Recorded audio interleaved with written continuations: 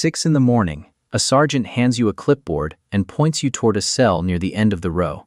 24 hours from now, the man behind that door is scheduled to die. Until then, you're the one who watches him. You didn't get this post by accident. Departments that run Death Watch screen for it. A psychological evaluation stacked on top of the usual background check. The job asks something different of the people who do it. Nobody tells you what exactly. You're about to find out. The cell is smaller than most bathrooms. A bed, a toilet, a shelf bolted to the wall. He's lived in a cell like this one for most of 2 decades. The average wait between a death sentence and an execution runs close to 19 years. Up to 23 hours a day, most of those days. This has been the whole of it. This room, sometimes an hour alone in a caged pen outside. Visits held through glass, with no hand ever touching another. Today isn't different. Not yet. You expected the air to feel different. It doesn't. He eats breakfast. He writes something you don't ask about. When he wants a book or a razor, he asks you. You pass it through the slot, and when he's done with it, you take it back. The property doesn't sit with him unattended. Today, no more than any other day. You spend the morning standing exactly where you were told to stand, watching a man do almost nothing. Somewhere in that stillness, you realize, this is most of the job. Not the ending, the watching. Early afternoon, the routine breaks.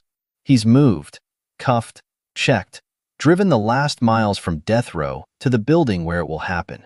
The restraints come off just long enough for him to be fingerprinted again, as if the state needs one more record of him before it stops needing any.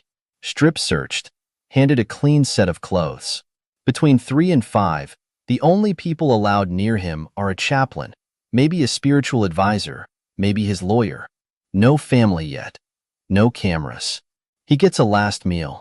Not the kind older stories describe. Texas used to let a condemned man order almost anything until 2011, when one inmate asked for 2 chicken fried steaks, a triple meat cheeseburger, a pound of barbecue, a pizza, and a slab of peanut butter fudge, and didn't eat any of it. The backlash was immediate. The tradition ended with it. Now, he eats whatever the kitchen already made for everyone else on the row that day. He can shower. He can put on the clean uniform. You watch him do these small, ordinary things.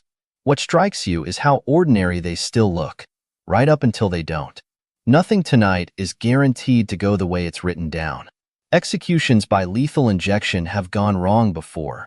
Not often, but often enough that researchers studying a century of American executions found a documented complication in roughly 1 out of every 14.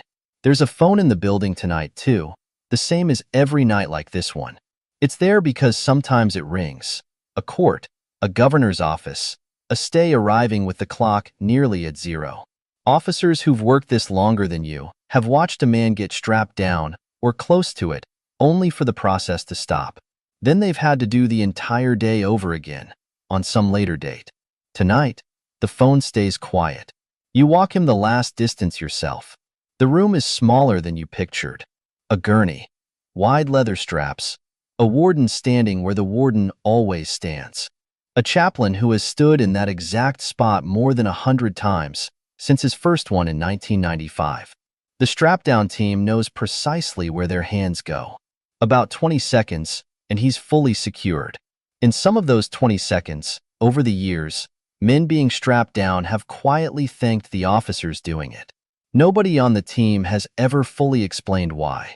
One of them has only said it feels strange every time. The chaplain rests a hand just below the man's knee, the one place he can reach without getting in anyone's way, and stays there. He's described the final moments before. Some of the men he stood beside never look away from him. Their eyes stay on his until there's nothing left to hold them there. The line goes in. The drugs start. One member of the strap-down team has called the whole procedure, once it reaches this point, clinical. You don't see anything happen, he said, except that the man has stopped being alive. Behind glass, in a room built for exactly this, the witnesses watch too. If someone's mother is among them, the sound she makes afterward isn't one anyone mistakes for something else. It takes minutes. A doctor is present to confirm death. He isn't the one who set the line or pushed the drugs. His own profession's ethics rules say a physician shouldn't take that role. Someone else does it. His job is only to say when it's over. A time gets written on a form. A man who was alive an hour ago is now a fact in a filing cabinet. You followed every rule exactly as written tonight. The same rules that existed before you that will exist after you.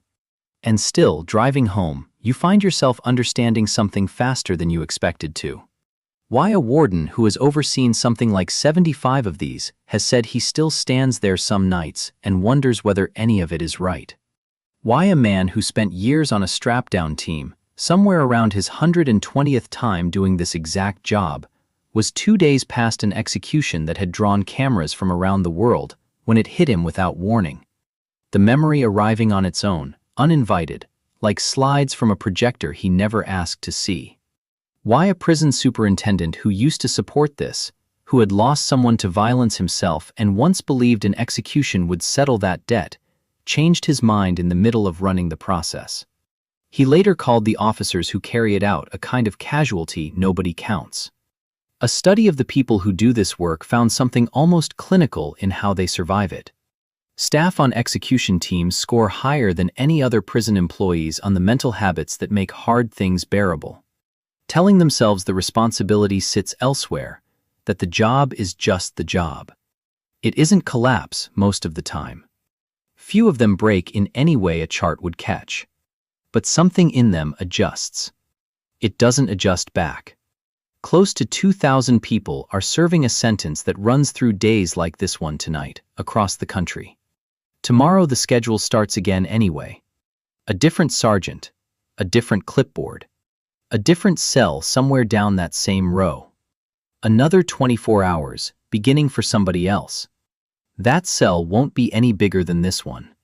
Someone will be posted outside it, watching, exactly the way you were watching tonight. The job doesn't end because one night does. It just starts over, one door down. There's another door down that row, and another life waiting behind it. That's the one we'll step inside next. If you live this one with us, consider subscribing to Occupation Files and tell us in the comments which life we should live through next.